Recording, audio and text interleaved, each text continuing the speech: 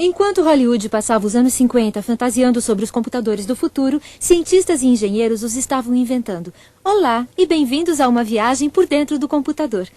Quando este filme foi lançado, os computadores modernos estavam em sua infância, mas os seres humanos têm construído máquinas calculadoras há milhares de anos. Pode surpreendê-lo saber que Stonehenge era provavelmente um calculador astronômico gigante. Aqui está uma das primeiras calculadoras portáteis. Ela foi inventada há 5.000 anos. Conseguia somar e subtrair e não exigia baterias. É tão engenhosa que o ábacus está em uso até hoje. Mais tarde, Charles Babbage criou a base para os computadores modernos no início de 1800. Ele projetou máquinas de cálculo mecânicas com 4 partes: entrada, armazenamento de dados, um processador e uma saída. As máquinas de Babbage nunca funcionaram, mas os computadores de hoje têm um projeto semelhante. Vejam mais com nossos repórteres de campo. Obrigado, Annette. Estamos aqui no Museu do Centro de História do Computador, onde foram montados alguns dos computadores mais importantes dos últimos 50 anos. Pode-se dizer que esse lugar é como um hall da fama dos computadores. Genial! Mas por que a torradeira? Boa pergunta. Esta torradeira ilustra as 4 partes básicas do computador, como o computador em sua casa. Os dados brutos entram, a informação é armazenada, depois esses dados brutos são processados, ou, neste caso, torrados. Bam! O resultado final. Está muito saboroso. Mas ainda há uma grande diferença entre o computador e a torradeira, que é o processador. Veja, o microprocessador do computador é tão poderoso e tão versátil que pode fazer muitas tarefas a mais do que essa torradeira. Mas a coisa mais importante de se lembrar é que estas duas máquinas ainda têm 4 partes básicas. Vamos começar com a entrada.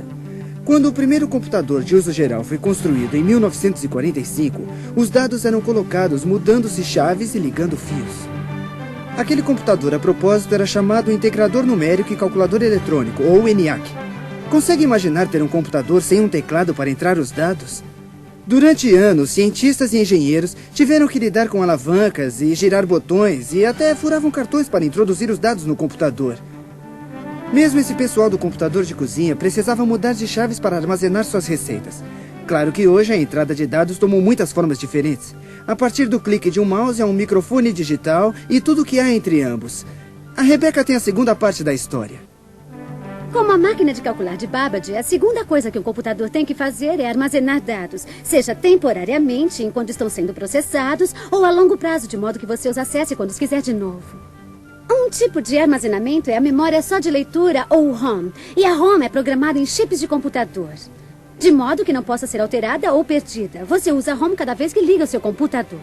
Um outro tipo de armazenamento é a RAM, memória de acesso randômico. A RAM é uma armazenagem temporária. Ela é constantemente apagada e mudada. Quando você digita uma história, por exemplo, tanto as palavras como as instruções de software para o seu programa de processamento de textos ficam armazenados na RAM. Se você desligar o seu computador sem salvar o arquivo, sua história se perde. Vai para o espaço. Felizmente, você não perde o software porque existe uma outra cópia dele no terceiro tipo de armazenagem. Discos rígidos e discos flexíveis. Este monstro foi um dos primeiros discos rígidos. E hoje, esse disco rígido pode conter centenas de vezes mais da mesma informação. O processador é o que faz o computador funcionar. Todos os dados e instruções precisam passar através dele. O processador pega os dados brutos, realiza as tarefas necessárias solicitadas pelo software e se comunica com o resto do computador através de uma placa-mãe. O processador faz isso tudo através de fileiras de chaves. Na verdade, a história do processador é apenas uma história sobre chaves. Os primeiros computadores processavam informação com milhares de chaves como estas. Válvulas. Elas eram grandes, corpulentas e quentes. E o ENIAC tinha cerca de 18.000 delas. No final dos anos 50, os processadores usavam uma chave como esta. Ela era muito menor e emanava muito menos calor. No início dos anos 60, as chaves tinham encolhido para este tamanho. Quanto ao computador, bom, essa é uma outra história. Somente em 1970, todas as funções de processamento de um computador puderam ser postas num único chip. Aqui está o primeiro microprocessador, o 4004.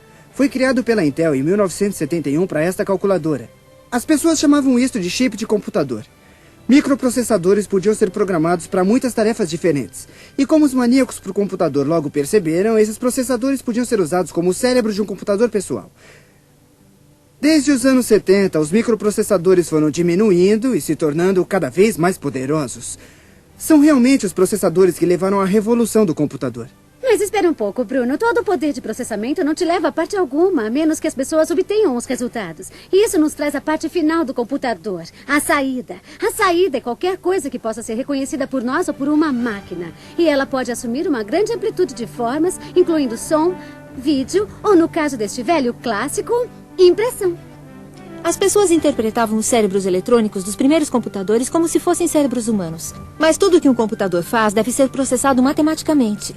Os computadores de hoje podem tomar decisões baseadas em grandes quantidades de informações. Mas será que pensam como os humanos?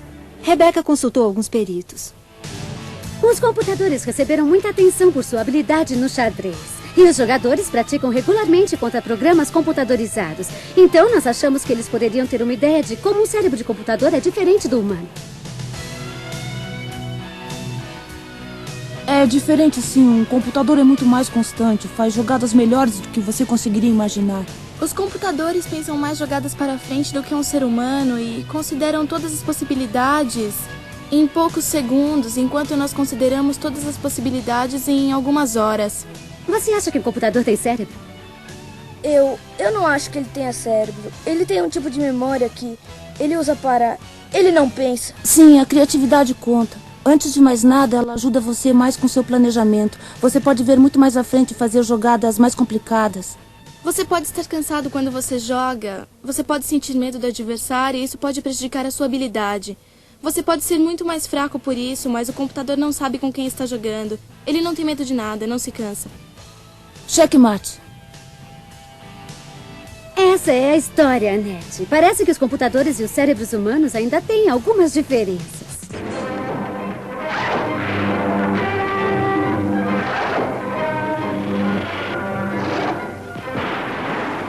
Os computadores não assumiram a forma sinistra que os diretores de Hollywood haviam imaginado. Ao invés, evoluíram tornando-se instrumentos poderosos que só podem fazer o que nós mandamos.